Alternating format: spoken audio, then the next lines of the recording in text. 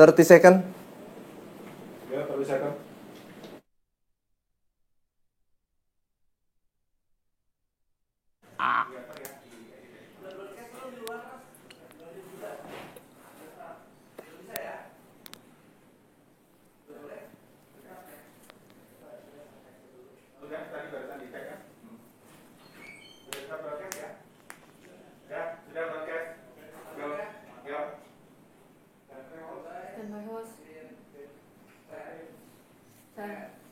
Nine, eight, 7, 6, 5, 4, 3, 2, 1.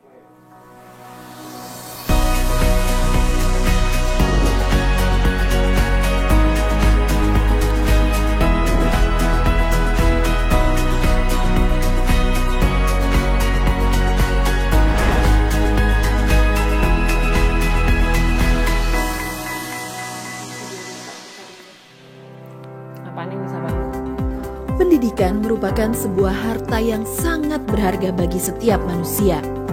Tanpa pendidikan, kita tak akan bisa membangun kehidupan yang sejahtera. Sosok pendidik dan tenaga kependidikanlah yang terus berjuang mendampingi kita untuk menggapai pendidikan tersebut. Namun, situasi pandemi saat ini membuat seluruh lapisan masyarakat terpuruk, tak terkecuali mereka yang bakti dan setia untuk mencerdaskan bangsa. Untuk itu, Kementerian Pendidikan dan Kebudayaan didukung oleh Kementerian Keuangan dan Komite Penanganan COVID-19 dan Pemulihan Ekonomi Nasional melakukan bantuan subsidi upah bagi pendidik dan tenaga kependidikan non-pegawai negeri. Sebagai salah satu upaya untuk menjaga semangat pendidik dan tenaga kependidikan untuk tetap dan terus menyala di masa pandemi, agar mereka dapat terus mengabdi, mencerdaskan negeri ini untuk Indonesia maju.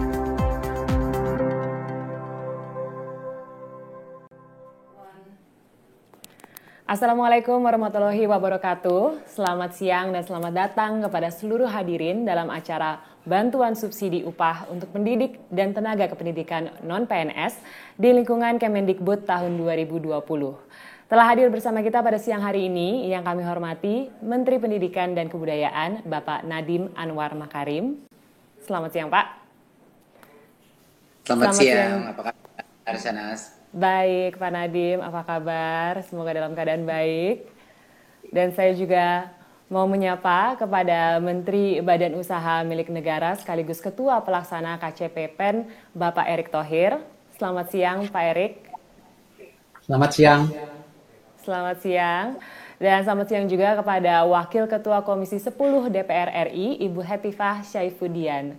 Selamat siang, Bu. Selamat siang semuanya.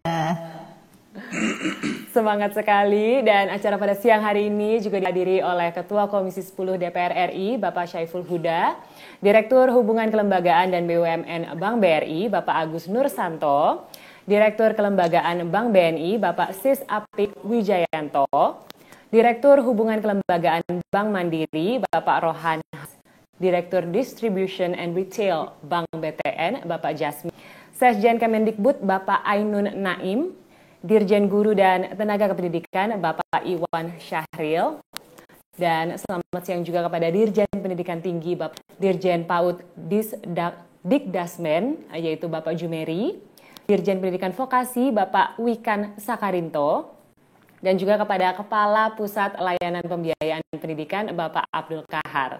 Selamat siang juga saya ucapkan kepada para Kemendikbud, para Kepala Dinas Pendidikan, para perwakilan Asosiasi Guru, dan juga Asosiasi Pendidikan Tinggi, dan para hadirin sekalian. Selamat siang, semoga kita semua selalu berada di dalam lindungan Tuhan Yang Maha Esa.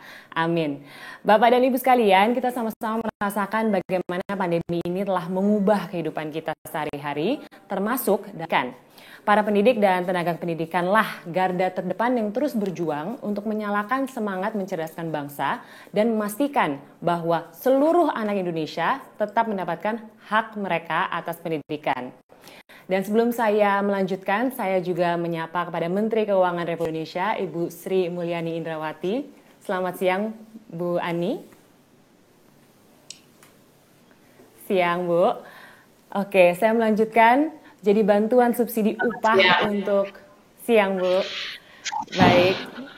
Oke, kita lanjutkan acara kita. Ada bantuan subsidi upah untuk pendidik dan tenaga kependidikan. Ini adalah wujud hadirnya negara untuk ringankan beban untuk pendidik dan tenaga kependidikan non-PNS yang terdampak pandemi COVID-19 agar semangat mencerdaskan bangsa senantiasa menyala. Jadi tanpa berlama-lama, berikutnya kita akan mengetahui lebih dalam lagi tentang bantuan subsidi upah untuk pendidik dan juga tenaga kependidikan non-PNS di lingkungan Kemendikbud di tahun 2020 ini. Untuk itu kami mengundang Menteri Pendidikan dan Kebudayaan untuk memberikan paparannya langsung kepada yang terhormat Pak Nadiem Anwar Makarim. Waktu dan tempat kami persilahkan. Terima kasih. Assalamualaikum warahmatullahi wabarakatuh. Saya ingin pertama ucapkan terima kasih atas kehadiran Bapak Menpan RB, Ibu Menkyu, dan Bapak Menek BUMN untuk kehadirannya hari ini yang sungguh mengembirakan bagi ujung tombak pendidikan kita, yaitu para guru-guru honorer dan juga dosen kita. Jadi saya ada sedikit presentasi untuk memaparkan apa saja program bantuan subsidi upah bagi pendidik dan tenaga pendidikan. Jadi ini sangat kabar yang gembira bahwa kita berencana untuk memberikan bantuan subsidi upah ini bagi sekitar 2 juta orang. Sekitar 2 juta orang.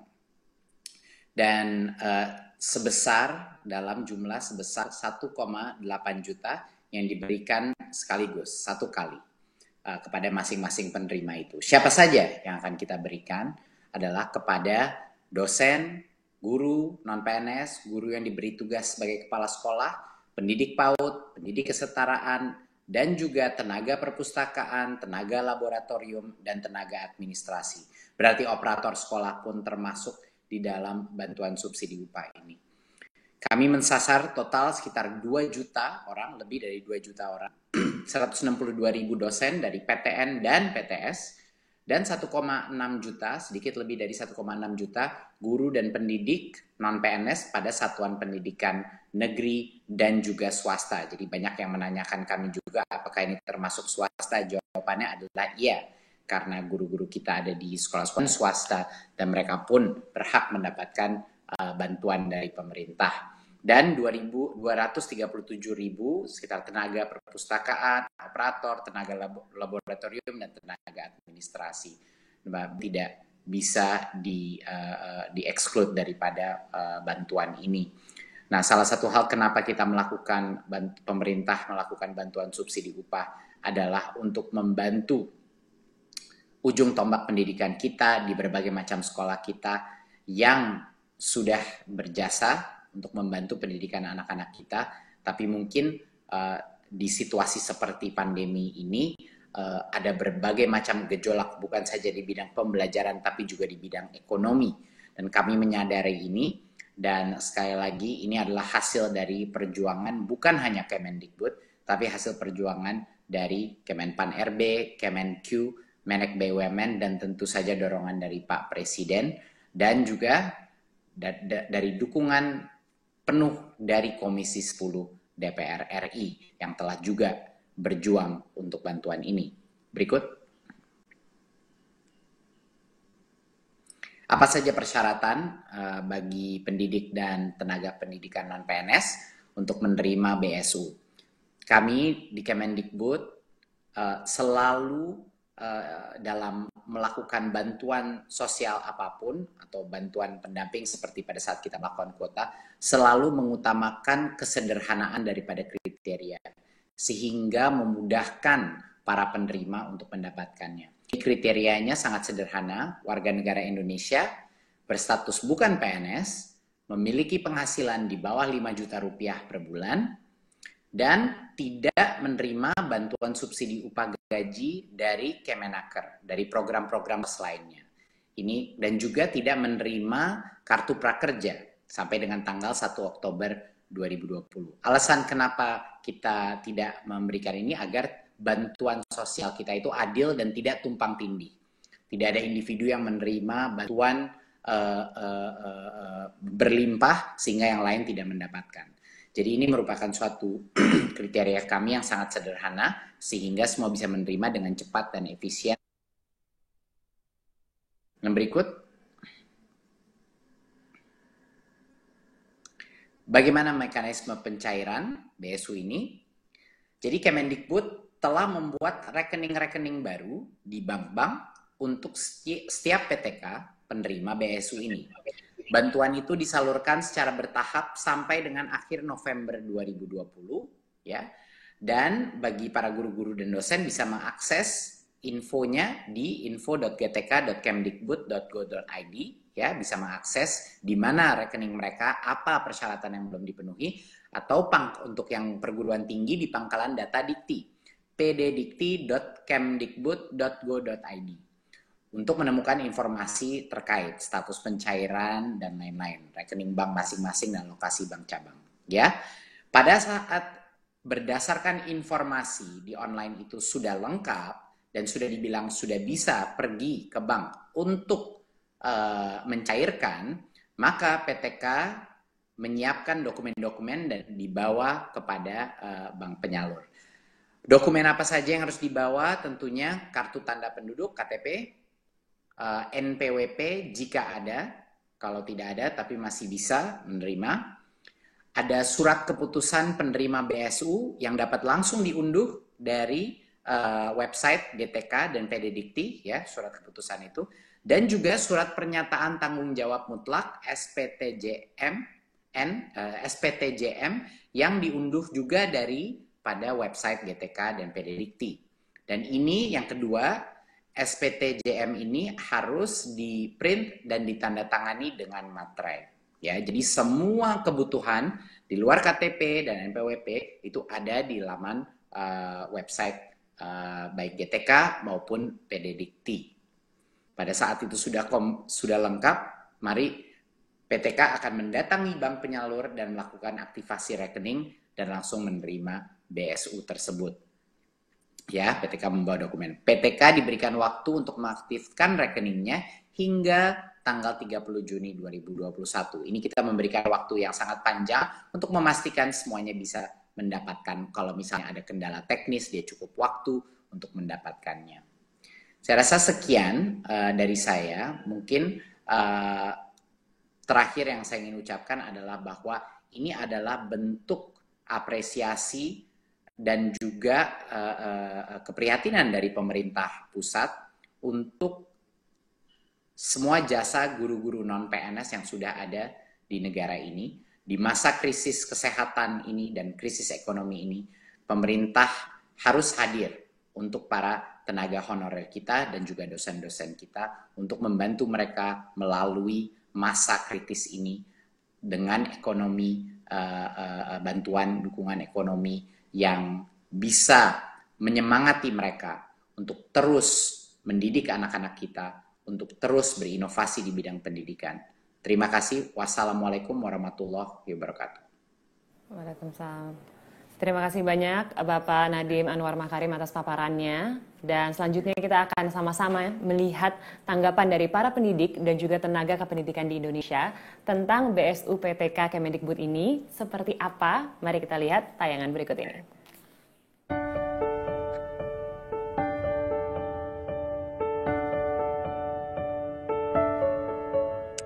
Saya menyambut baik atas kebijakan Menteri Pendidikan dan Kebudayaan yang akan memberikan bantuan subsidi upah bagi para guru-guru non-PNS. Pada saat pandemi seperti sekarang ini, bantuan tersebut sungguh sangat dinantikan oleh para guru dan tenaga pendidikan swasta.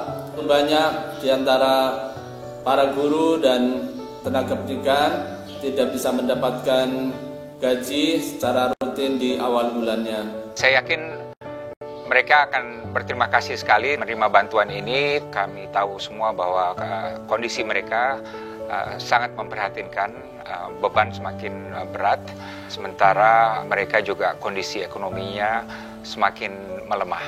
Saya kira itu sangat penting dalam upaya mendukung proses pembelajaran tetap berjalan dan mereka bisa berkonsentrasi mengajar tanpa memikirkan asap dapur mereka.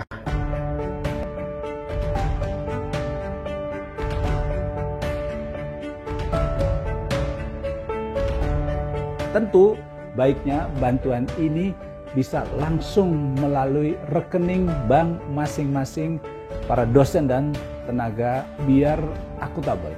Karena dengan demikian lebih mudah dicek, diverifikasi, lebih mudah diterima juga, dan juga meminimalisir potensi dari penyelewengan.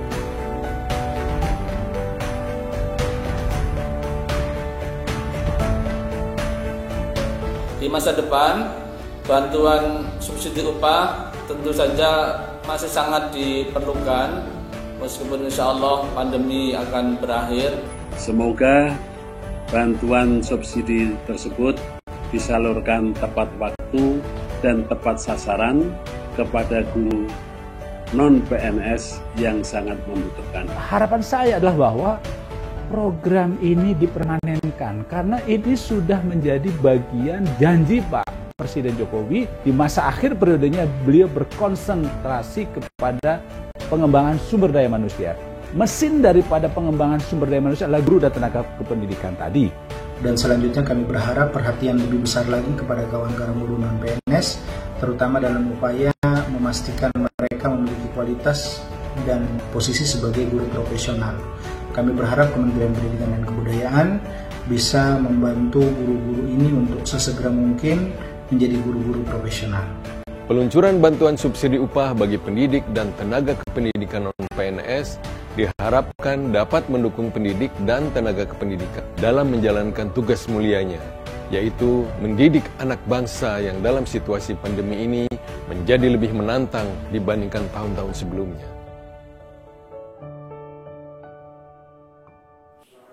Nah itu dia, tadi kita sudah melihat tanggapan tentang BSUPTK Kemendikbud tahun 2020. Nah langsung saja kali ini kita akan berbincang-bincang dengan para narasumber kita hari ini yang sungguh luar biasa. Untuk itu kami mengundang Menteri Pendidikan dan Kebudayaan Bapak Nadiem Anwar Makarim. Saya juga mengundang Menteri Keuangan Ibu Sri Mulyani, BUMN sekaligus Ketua Pelaksana KPCPEN Bapak Erick Thohir, dan Wakil Ketua Komisi 10 DPR RI Ibu Hetifah Syaifuddin.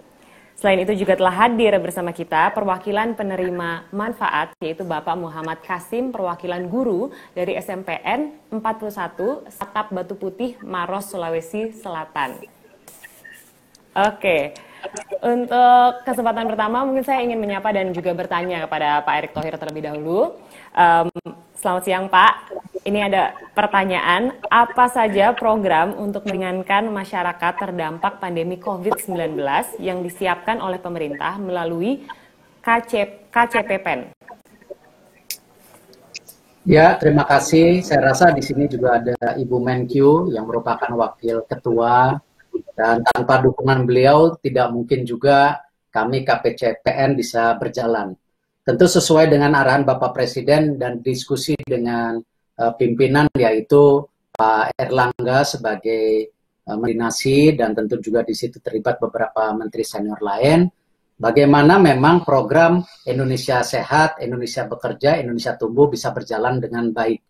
Di mana untuk program Indonesia Sehat yang kita ketahui memang seperti yang sudah disampaikan sebelumnya, selain bagaimana kita memperkuat tracing, tracking, dan lain-lain, juga sekarang masuk ke program coba vaksinasi di awal tahun depan atau lebih awal. Dan tentu yang terpenting pada Indonesia Sehat ini juga didampingi yaitu Indonesia Bekerja. Nah, kita ingin memastikan sesuai dengan arah pertumbuhan yang Ibu Menkyu sampaikan bahwa kita harap ada sustainability yang kita lakukan. Karena itu pada saat masyarakat ini sangat membutuhkan, karena itu kami pemerintah hadir menolong banyak program-program, salah satunya yang hari ini bagaimana kita memberikan bantuan kepada pendada pendidik, ya, baik yang ada di Mendiknas ataupun di Menteri Agama, yang kemarin sebelumnya juga kita luncurkan yang namanya pulsa untuk bantuan juga, tetapi tidak hanya di situ, banyak sekali program lain, apakah program prakerja, bansos, desa, dan seterusnya. Dan ini tidak lain ingin membantu daripada masyarakat yang pada saat ini memang perlu bantuan dari pemerintah. Tetapi kita tidak boleh berpuas di situ. Kita tetap berharap Indonesia ke depan tumbuh, karena itu tetap investasi yang dilakukan pemerintah, apakah pembukaan lapangan kerja, apakah pembangunan infrastruktur, food estate, dan lain-lain tetap dijalankan berkesinambungan untuk agar ketika COVID-19 ini bisa recovery, Indonesia tetap tumbuh seperti diharapkan. Selanjutnya saya juga ingin tahu Pak, bagaimana peranan bank pemerintah dalam menyalurkan bantuan seperti BSU ini? Ya, saya rasa terima kasih kepada Menteri Pendidikan ya, dan juga Bu Menlu yang hadir, bahwa kami memang di bank pemerintah terus diberi kepercayaan untuk membantu program-program pemerintah. Yang kemarin juga kita lakukan, apakah bantuan Presiden untuk usaha mikro, juga kami terlibat. Lalu juga sekarang kita lakukan seperti hari ini untuk tambahan honorer untuk tenaga pendidik, apakah subsidi gaji. Nah, karena itu kami di Kementerian BUMN sangat berharap Himbara terus berkonsolidasi, terus memperbaikan sistem dan servisnya. Dan yang paling penting mendukung program Satu Data pemerintah. Karena itu kemarin kita sudah sampaikan juga, khususnya nanti untuk usaha mikro, kita coba sinergikan BRI, Penggadaian, dan juga PNM untuk bisa mempunyai program Satu Data, seperti juga bagaimana konsolidasi daripada Himbara yang ada di banknya, syariah. Nah, ini juga kenapa penting? Karena kita ingin mendukung program pemerintah ke depan, bahwa data-data ini akurat dan bisa dipertanggungjawabkan, tidak salah sasaran. Karena itu tentu terima kasih atas kepercayaannya. Baik, terima kasih banyak Pak Erick Thohir untuk jawabannya. Selanjutnya saya juga ingin bertanya kepada Ibu Sri Mulyani. Selamat siang, Bu Ani. Selamat siang. Bu, pertanyaan pertama, selaku bendahara negara, bagaimana Kemenq memfasilitasi pendanaan bagi penanganan COVID-19 dan juga pemulihan ekonomi nasional saat ini? COVID ini kan sesuatu yang luar biasa, merupakan shock terhadap keseluruhan ekonomi dan negara.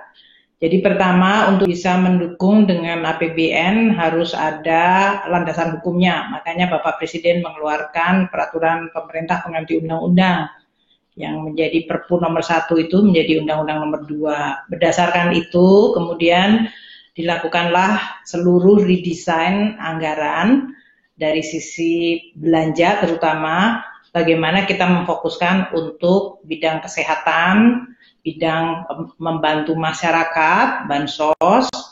Kalau kesehatan itu 97,26 triliun, perlindungan sosial dalam bentuk bansos, itu termasuk yang hari ini dibahas itu 234,33 triliun, mendukung usaha kecil menengah 114,8 triliun, insentif bagi dunia usaha agar mereka bisa survive dan bisa pulih kembali 120 triliun, kemudian program untuk membantu sektor dan pemerintah daerah 65,97 triliun, serta pembiayaan korporasi, terutama mendukung itu seluruh perusahaan yang di bawah Kementerian BUMN Pak Erick. Nah, dari seluruh belanja-belanja yang sangat besar itu tujuannya adalah satu, karena ini adalah masalahnya penyebabnya COVID, ya pertama membuat pemerintah dan pemerintah daerah dalam hal ini untuk mampu menangani pandemi tersebut. Makanya alokasinya meningkat cukup besar untuk bidang kesehatan. Namun yang kedua adalah jangan sampai shock COVID ini menyebabkan masyarakat merosot kehidupannya dari sisi kesejahteraannya, atau kalau mereka kehilangan pekerjaan, mereka tetap mampu untuk bisa memenuhi kebutuhan pokoknya, dan juga untuk kegiatan seperti belajar mengajar. Karena kita tidak bisa berinteraksi secara fisik langsung, namun tidak berarti anak-anak kita tidak boleh kemudian tidak belajar selama sekarang sudah 9 bulan. Oleh karena itu, pemerintah mengeluarkan cukup banyak anggaran untuk tadi membantu masyarakat. Pertama, untuk yang betul-betul 10%, 20% paling bawah, dia mendapatkan tambahan dari mulai uang tunai, bantuan sembako, baik yang di daerah Jabodetabek yang merupakan epicentrum waktu itu, dan kemudian meluas kepada berbagai provinsi lainnya. Juga kalau masyarakat kehilangan pekerjaan di kota, dia pulang ke desa juga dilakukan yang disebut bantalan sosial melalui BLT desa. Itu yang dibuatkan untuk bisa menanggung masyarakat yang perlu mendapatkan dukungan. Nah, khusus untuk bidang pendidikan, karena ini adalah sesuatu di mana kita tiba-tiba harus berpindah menuju kepada pendidikan secara online, maka dilakukanlah langkah-langkah untuk membantu, dan itu pun terus direview, karena pada awal kita fokusnya memang COVID, maka kesehatan, kemudian membantu masyarakat melalui bansos. Tapi kemudian kita tahu bahwa banyak murid-murid di bawah Pak Mendikbud, Pak Mas Nadiem, atau Kementerian Agama, mereka itu tidak memiliki akses terhadap internet atau tidak bisa membayar internet. Maka dilakukanlah berbagai langkah untuk membantu masyarakat agar kegiatan belajar mengajar meskipun tidak bertemu secara fisik tetap bisa dilakukan dengan memberikan bantuan internet. Itu yang diberikan kepada seluruh murid di seluruh Indonesia, baik yang di Kemendikbud maupun Kemenak seperti pesantren dan madrasah dan pendidikan agama yang lain. Tidak hanya muridnya, tidak hanya mahasiswa, tapi juga guru dan dosen juga diberikan bantuan dalam bentuk internet ini. Ini yang menyebabkan juga tambahan untuk subsidi dari sisi internet. Kemudian kita melihat bahwa waktu kemudian jumlah penerima bantuan masyarakat, terutama yang mereka di bawah 5 juta pendapatannya dari BPJS Tenaga Kerja, maka kita melihat untuk guru-guru honorer atau tenaga pendidikan yang bukan guru seperti pustakawan dan yang lain-lain, mereka juga pendapatannya juga mungkin banyak yang tadi 1,6 juta, di bawah 5 juta atau sampai dengan 5 juta. Maka kemudian dilakukanlah alokasi bantuan waktu pemerintah memberikan bantuan upah atau bantuan gaji bagi mereka yang pendapatannya di bawah 5 juta. Kita menggunakan mekanisme BPJS Tenaga Kerja maupun para guru yang ada di bawah tempatnya Pak Nadiem dan tempatnya Menteri Agama. Inilah yang kita tambahkan tadi anggarannya untuk bantuan gaji guru honorer di Kemendikbud dan gaji guru honorer di Kementerian Agama. Totalnya bisa mencapai lebih dari 2,4 juta orang. Tadi Pak Nadiem menyampaikan 1,6 juta di bawah Kementerian Pendidikan. Di bawah Kementerian Agama ada 0,8 juta. Dan total bantuannya itu juga meningkat dalam hal ini tadi 600.000 dikalikan atau dalam 3 bulan ditransfer langsung kepada account mereka masing-masing. Dalam hal ini kita tentu mengetahui bahwa ini adalah suatu suasana yang sangat tidak biasa, extraordinary. Makanya pemerintah itu membantu masyarakat melalui identifikasi siapa target grupnya.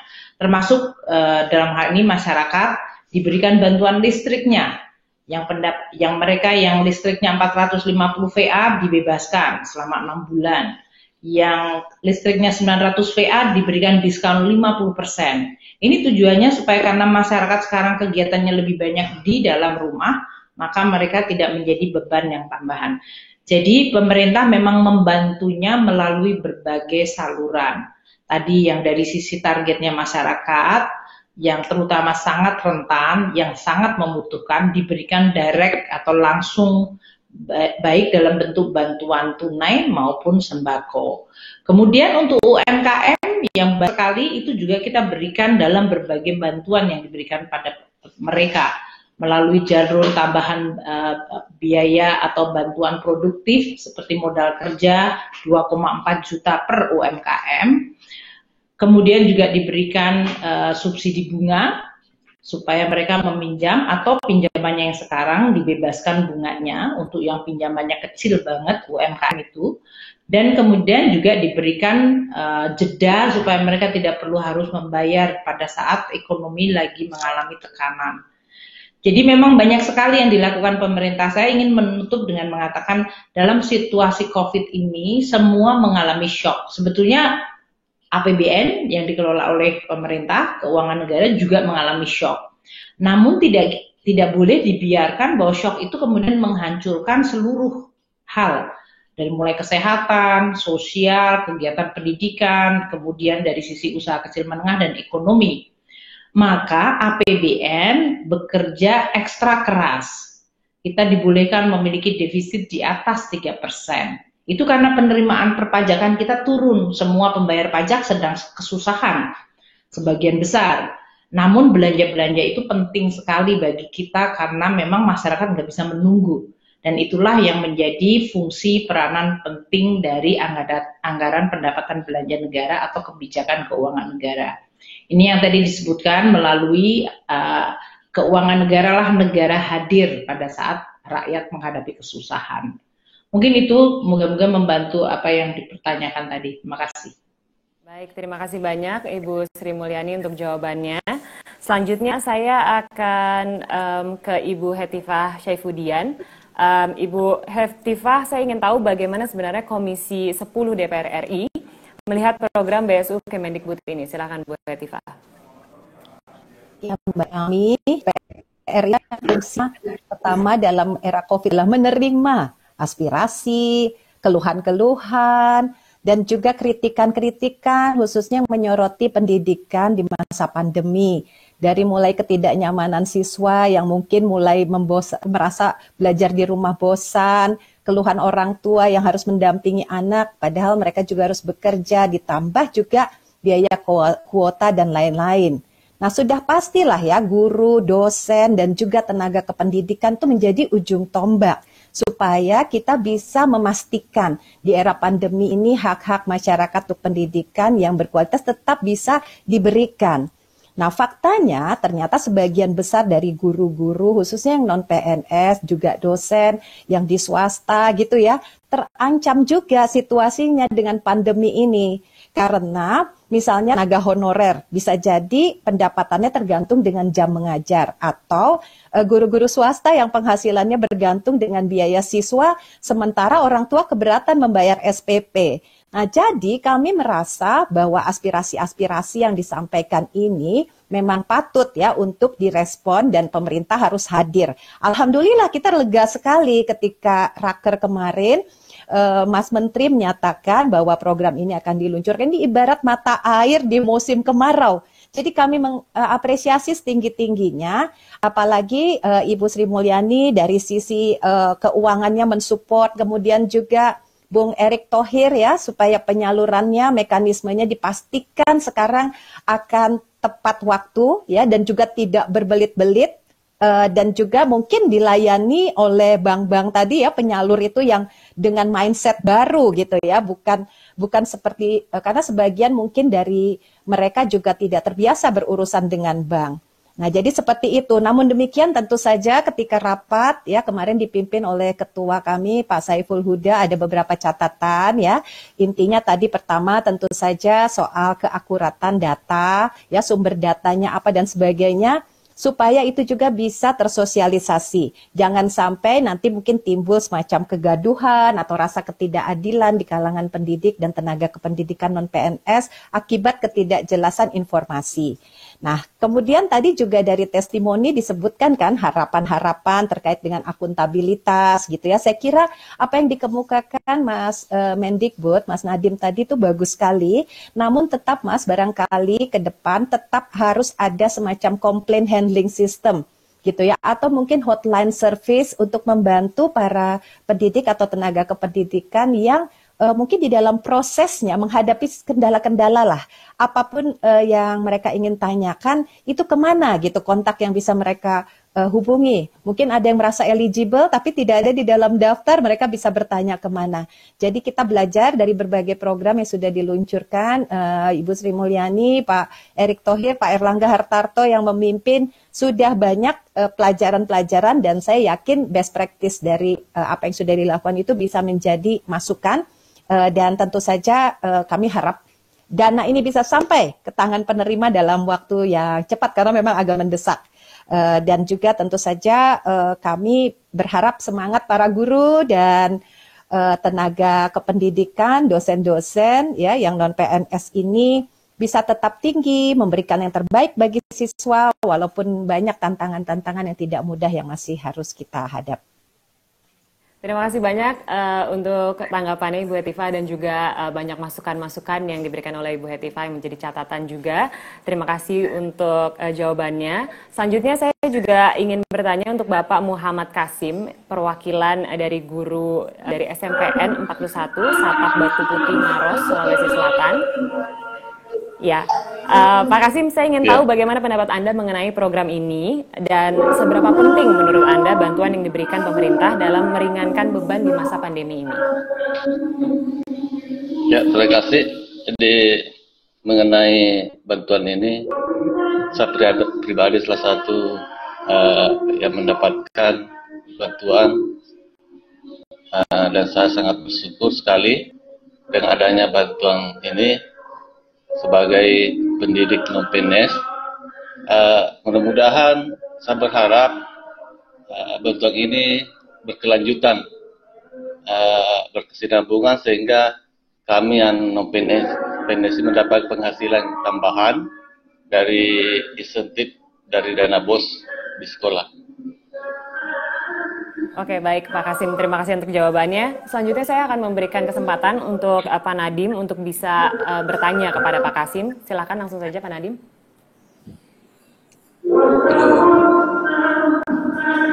Ya Pak Putri. Ingin menanyakan bagaimana jadinya menurut Pak Kasim yang akan paling terbantu dari dana ini adalah uang untuk apa? Yang paling akan terbantu untuk guru-guru honorer di daerah misalnya. Itu akan paling membantu untuk apa? Yang paling membantu mengenai bantuan ini termasuk membantu mengenai kebutuhan keluarga. Terima kasih untuk keluarga ya Pak.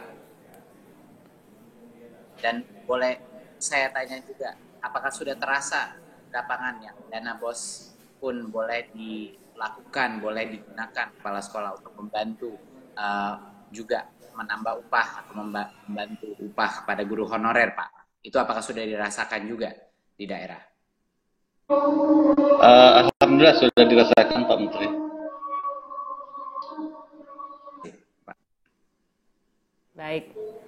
Baik, apakah sudah cukup Pak Nadiem pertanyaan yang diberikan ke Pak Kasim?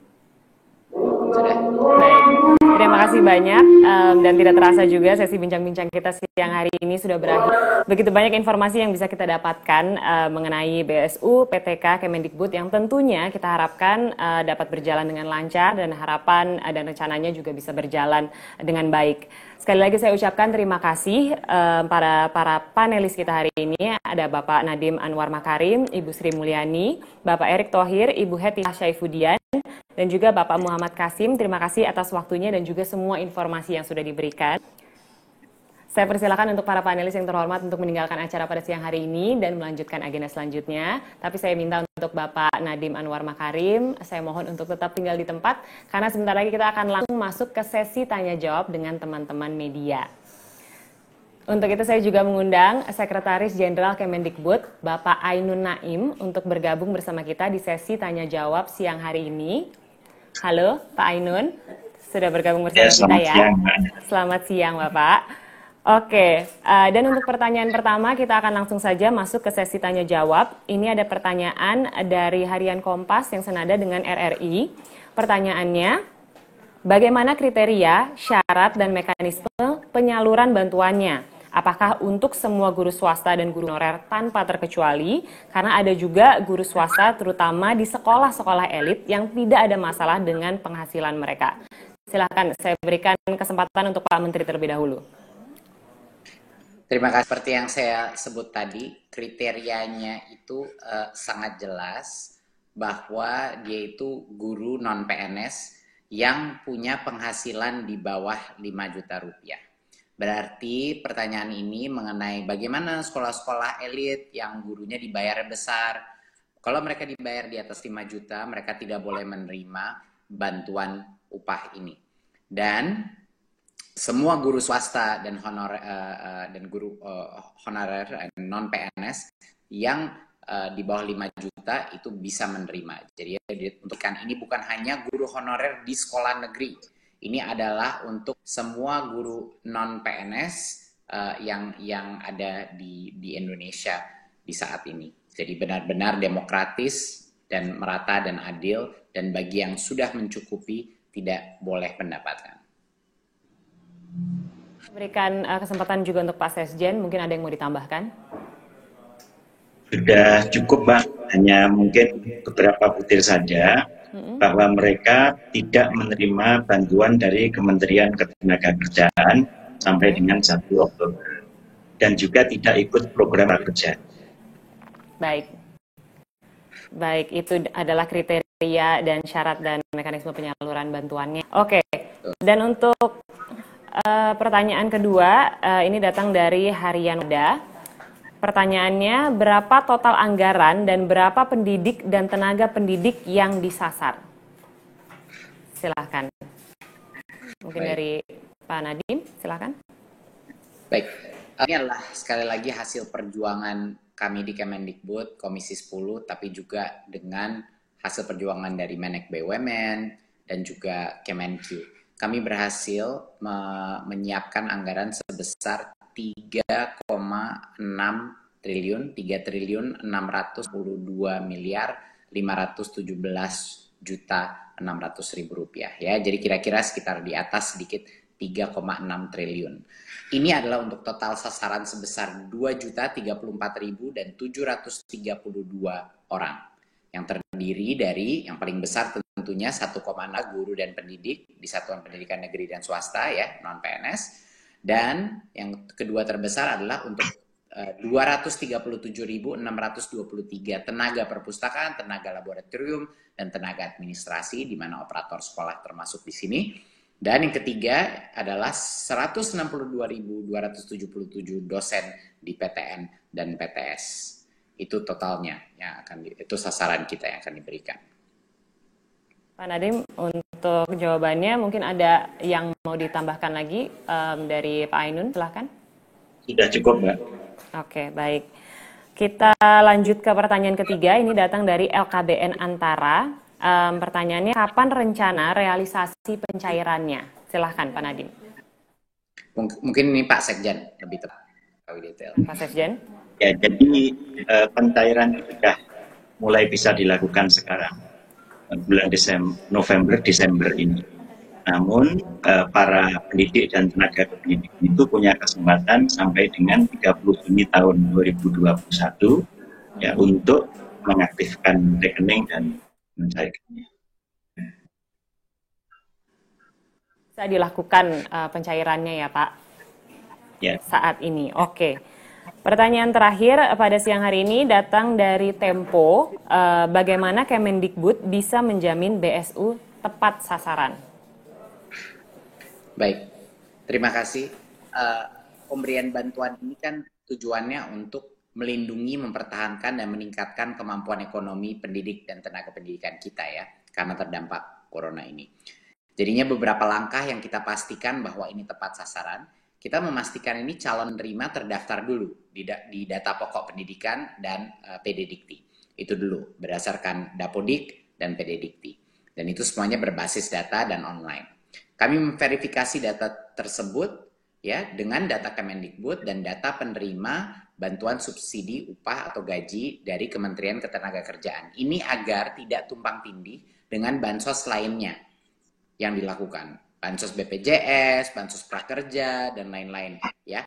Itu agar tidak tumpang tindih. Inilah yang kita maksudkan tepat sasaran. Artinya yang benar-benar belum menerima bantuan dari pemerintah pusat sebelumnya. Ya kan? Dan juga calon penerima harus menandatangani surat pernyataan tanggung jawab mutlak SPTJM yang sebenar-benarnya, dengan sebenar-benarnya jika berpenghasilan 5 juta atau lebih tidak bisa memproses bantuan. Dan kalau dia tidak jujur mengenai itu, lalu bisa diambil tindakan hukum. Berarti untuk yang sudah mapan di sekolah-sekolah di mana gajinya di atas sebesar itu, dia tidak bisa menerima, tidak diperkenankan untuk menerima. Dan jangan lupa, bukan hanya tepat sasaran, tapi juga harus efisien. Dan metodologi pengiriman kita dan dokumentasi di mana semua dokumennya itu ada di laman website kita, PD Dikti maupun juga di websitenya GTK, sudah jelas. 2 formulir yang harus dibawa tinggal di print, Satu harus ditandatangan dengan materai, satu tinggal dibawa, dan semua detailnya ada di website tersebut. Jadi tidak membutuhkan persetujuan dari siapapun lagi, tidak dari kepala sekolah atau kepada dinas. Guru itu bisa langsung secara online mengunduh dan memprint dokumen tersebut, dan kalau sudah semua ketentuannya sudah siap, dia bisa langsung pergi ke bank untuk mencairkannya. Dan tentunya Kemendikbud melakukan pengawasan internal dan oleh auditor internal dan pengawasan eksternal oleh BPK untuk memastikan kita selalu didamping dalam proses ini. Dan untuk semua pengaduan terkait isu bantuan ini bisa disampaikan di Unit Layanan Terpadu ULT Kementerian Pendidikan dan Kebudayaan. Inilah hotline kita, call center kita, di mana semua isu ini bisa diselesaikan melalui unit layanan terpadu kita. Baik, terima kasih untuk jawabannya Pak Nadiem. Mungkin ada yang mau ditambahkan dari Pak Ainun, silakan saya berikan kesempatan. Sudah cukup, Mbak. Oke, baik. Terakhir pertanyaan untuk Pak Nadiem. Pak Nadiem, apakah ada pesan-pesan untuk para penerima BSU Kemendikbud? Terima kasih. Yang pertama adalah dari awal masa jabatan saya dan tim saya selalu berkomunikasi bahwa kita adalah Kementerian Pendidikan Kebudayaan Republik Indonesia, bukan Kementerian Pendidikan untuk sekolah negeri. Dan kita bukan hanya menyebut itu sebagai suatu filsafat saja, tapi kami terapkan dalam berbagai macam kebijakan kita yang berpihak kepada guru-guru swasta dan guru-guru non-PNS honorer yang ada di sekolah-sekolah kita. Yang pertama kita lakukan dari awal masa krisis ini adalah kita langsung melakukan proses pentransferan dana BOS langsung ke rekening sekolah, agar banyak sekali sekolah-sekolah kita menerima uangnya tepat waktu.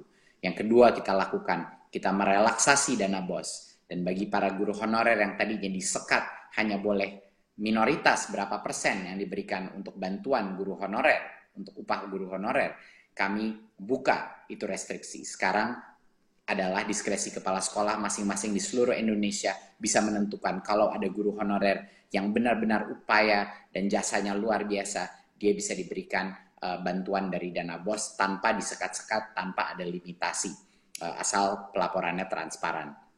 Itu kedua hal yang kita lakukan untuk para guru honorer.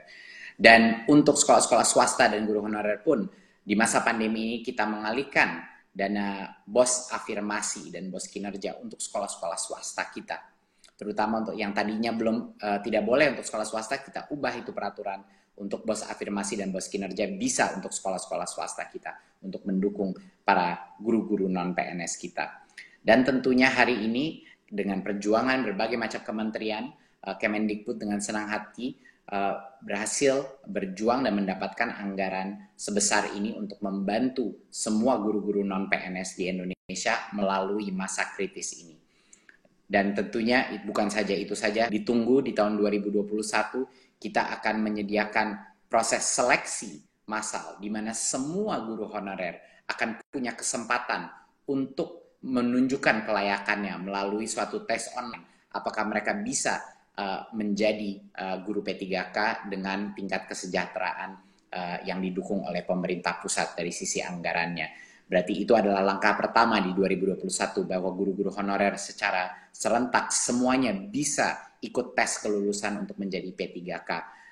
Berarti mereka mendapatkan kesempatan yang adil untuk bisa membuktikan kelayakan mereka menjadi ASN. Jadinya ini adalah langkah-langkah nyata yang telah kita lakukan untuk para guru-guru non-PNS kita, dan akan kedepannya akan selalu menjadi suatu strategi kita untuk merangkul para guru-guru honorer dan untuk memberikan kesempatan yang adil untuk mereka juga bisa berpartisipasi dan meningkatkan kesejahteraannya. Terima kasih. Wassalamualaikum warahmatullahi wabarakatuh. Waalaikumsalam, terima kasih banyak Pak Nadiem untuk penjelasannya, dan juga saya ucapkan terima kasih untuk Bapak Ainun Naim untuk penjelasan dan kesempatan yang diberikan pada hari ini. Kami persilahkan Pak Nadiem Anwar Makarim dan juga Pak Ainun Naim untuk meninggalkan acara dan melanjutkan agenda selanjutnya. Terima kasih Bapak. Terima kasih. Terima kasih. Baiklah, Dengan berakhirnya sesi tanya jawab, berakhir pula acara kita pada siang hari ini. Kami juga mengucapkan terima kasih kepada Menteri Keuangan Ibu Sri Mulyani Indrawati, kepada Menteri Badan Usaha Milik Negara sekaligus Ketua Pelaksana KPCPEN Bapak Erick Thohir, Wakil Ketua Komisi 10 DPR RI Ibu Hetifah Syaifudian, kepada Ketua Komisi 10 DPR RI Bapak Syaiful Huda, kepada Direktur Hubungan Kelembagaan dan BUMN Bank BRI Bapak Agus Nursanto, Direktur Kelembagaan Bank BNI Bapak Sis Apik Wijayanto, Direktur Hubungan dan Kelembagaan Bank Mandiri Bapak Rohan Hafaz, Direktur Distribution and Retail Bank BTN Bapak Jasmine, Dirjen Guru dan Tenaga Kependidikan Bapak Iwan Syahril, Dirjen Pendidikan Tinggi Bapak Nizam, Dirjen PAUD Dikdasden Bapak Jumeri, Dirjen Pendidikan Vokasi Bapak Wikan Sakarinto, dan Kepala Pusat Layanan Pembiayaan Pendidikan Bapak Abdul Kahar, dan para pejabat di lingkungan Kemendikbud, para kepala dinas pendidikan, para perwakilan asosiasi guru dan asosiasi pendidikan tinggi, Bapak Muhammad Kasim, rekan-rekan media, dan para hadirin yang pastinya sudah hadir pada siang hari ini. Semoga seluruh informasi yang kita terima hari ini bisa membangkitkan semangat kita untuk selalu bersama-sama mendukung satu sama lain, khususnya kepada para pendidik dan juga tenaga pendidik di Indonesia, karena merekalah yang menjadi ujung tombak dari majunya pendidikan di Indonesia. Akhir kata, saya Syahnas Suartono, pamit undur diri. Terima kasih. Wassalamualaikum warahmatullahi wabarakatuh.